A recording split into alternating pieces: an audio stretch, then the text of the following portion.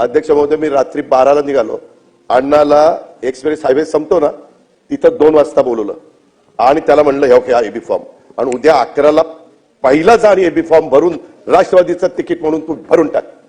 अण्णा म्हणलं असं, अहो ते जाहीर तर श्रीमंत झालं, तुला काय करायचं बाकीचा, तू फॉर्म भर. फॉर्म भरायला लावला. तो 2 वाजता का 2:30 वाजता माझी वाट बघत होता तिथं. मी गुपचूप त्याच्याकडे फॉर्म दिला. जयंतरावला म्हणलं, जयंतराव जरा वेगळं केलंय, फक्त तुमची संमती द्या. काय केलं असेल तर ते आई संमती, पण माझं नाव सांगू नका. बरं नाही म्हणजे सांगतो. त्याच्यामध्ये त्या पद्धतीनं अध्यक्ष महोदय त्याला उमेदवारी दिली. ती सुलक्षणा गेली 11:15ला. ते म्हणले राष्ट्रवादीचा फॉर्म आला. तुझा कसा राष्ट्रवादीचा फॉर्म? तिचा फॉर्म नाही, काही नाही. आणि अण्णा त्या निवडणुकीत 17,000 मतांनी त्या ठिकाणी निवडून आला. आणि अध्यक्ष महोदय, मला सभागृहाला सांगायचं, विशेषतः राष्ट्रवादीच्यांना, तुमच्या मागच्या बसलेल्यांना, की त्यावेळेस अण्णांनी माझं ऐकलं, राष्ट्रवादीचा एबी फॉर्म भरला म्हणून त्या ठिकाणी बरं झालं. त्यावेळेस आमदार, आज विधानसभेचा अध्यक्ष तो होतोय. राजकारणात माझं ऐकलं तर कुणाचं किती भलं होतं ते बघा.